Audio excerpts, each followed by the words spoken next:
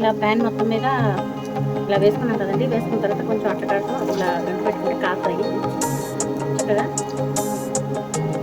Oil లోపలికి వెళ్ళి కాస్తాయి. ఇప్పుడు ఫస్ట్ వేసిన దగ్గర నుంచి మనం తిప్పుకుందాం. కొంచెం కొంచెం వేసిన తర్వాత తిప్పుకుంటా ఉంటే మారకుండా వస్తాయి.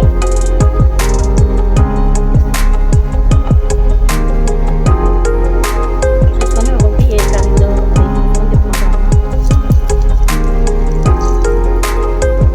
తక్కువ ఆయిల్తో చేసుకోవచ్చండి, సూపర్గా ఉంటుంది.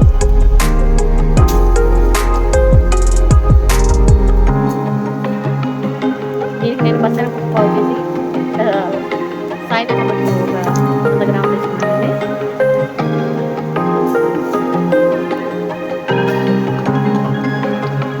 సూపర్గా ఉన్నాయి కదా. శుభ్రంగా ఇలా కాల్చుకుంటూ ఎర్రగా అయ్యేలాగా ఇలా కాలిన తర్వాత తిరిగేసుకుంటూ చూసుకుంటూ ఉండాలి. బాగా కాలిన తర్వాత పెట్టుకుంటూ కాలుతాయి చక్కగా రెడిష్ కలర్లో వచ్చేదాకా.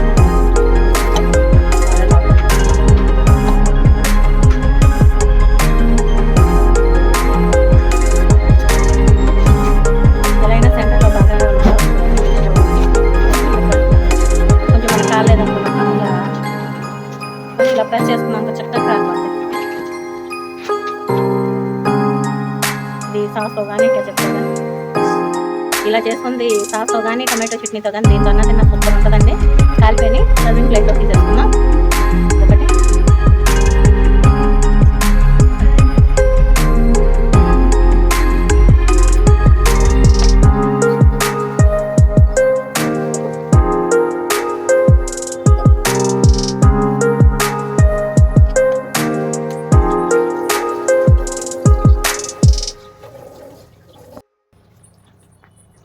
మా వంటలు కనుక మీకు నచ్చినట్టయితే లైక్ చేయండి, షేర్ చేయండి, సబ్స్క్రైబ్ చేయండి. Thanks for watching. Thank you friends.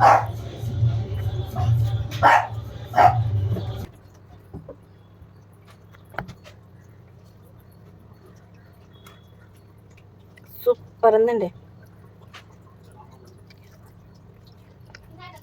Super.